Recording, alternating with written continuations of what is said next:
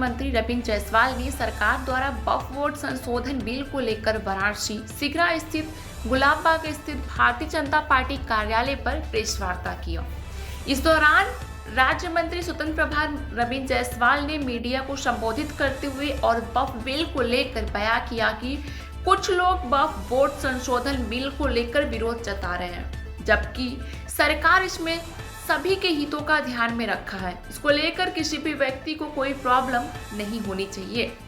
रविंद्र जायसवाल ने कहा कि वक्फ की जमीनों पर अब मुस्लिम बच्चों के लिए स्कूल, कॉलेज और अस्पताल बनाए जाएंगे, जिससे न केवल मुस्लिम समुदाय बल्कि हिंदू समुदाय के लोग भी लाभान्वित होंगे। उन्होंने कहा कि यह कदम सामाजिक समृद्धता और विकास की दिशा में महत्वपूर्ण पहल है।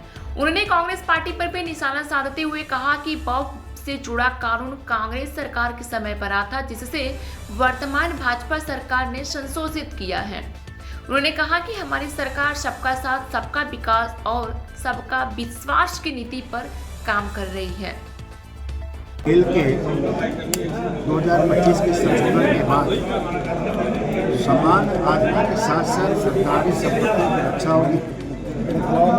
जो लोग तथाकथित लोग वो माफिया टाइप के लोग वक्त बिल के आड़ में कब्जा किए थे लाखों एकड़ जमीन, यह खाली होगा। यह भारत के विकास के लिए इस्तेमाल किया जाएगा। यह मुसलमान भाइयों के बच्चों के लिए वहाँ पर स्कूल, कॉलेज बने, वहाँ पर अस्पताल बनेगा। यानी सरकार की जो उपयोगी चीज़ें हैं उसका इस्तेमाल किया जाएगा। इस वक्त बिल से भारत की विकास की बातें भी आगे बढ़ेगी और मुसलमान भाइयों को भला होगा। ये पक्ष वाले गुमराह करते हैं कि मुसलमान भाइयों का अधिकार छीना गया है, छीना नहीं गया है। कुछ लोग जो कब्जा किए थे उनसे संपत्ति छीना और समान मुसलमान भाई इसका इस्तेमाल कर सकते। कार्रवाई कब से शुरू होगी? जैसे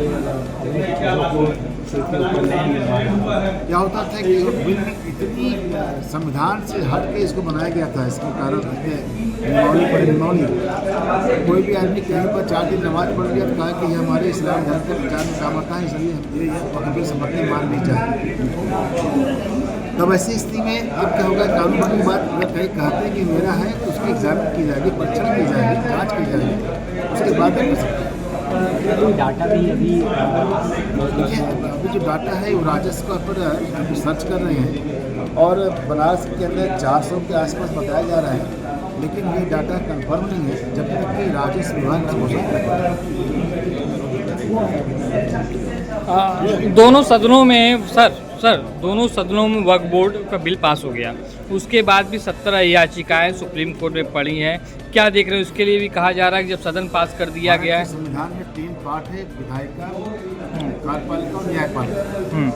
विधायिका जहाँ कानून बनाती है, न्यायपालिका जहाँ एग्जामिन करती है।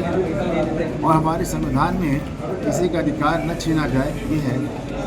कुछ लोगों ने माने सचिवालय में गए और ये बताए कि इससे हमारे अधिकार छीने जा रहे हैं, तो सुप्रीम कोर्ट उनको संज्ञान में लेकर के एग्जामिन कर सकता है कि रियल में इससे किसी के अधिकार छीन रहा है क्या। इस पे भी कहा जा रहा है कि सब सदन पास कर दिया तो कोर्ट में क्यों सुनवाई हो रही? न्यायपालिका अपना एक अध्ययन कर सकती है। माने हम दोनों बात कर रहे हैं, वह हमारे साथ से आपका साथ डैमेज हो रहा है।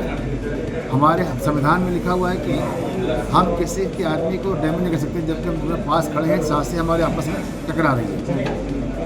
संविधान काम में सर्च करना कि हमारे इस कानून से किसी को डैमेज तो नहीं हो रहा है, वो पूरा अध्ययन करके। गैर हिंदू मुस्लिम को भी शामिल करने की बात की जा रही, विपक्ष कह रहा है, क्या है पूरा सच्चाई? वक्फ बिल में अब तक केवल मुसलमान भाई थे, संपत्ति हिंदू कब्जा करेंगे और हिंदू वहाँ अपील में जाएंगे तो केवल मुसलमान भाई रहेंगे, संपत्ति करेंगे सिख का कब्जा करेंगे और अपील में केवल मुसलमान भाई रहेंगे।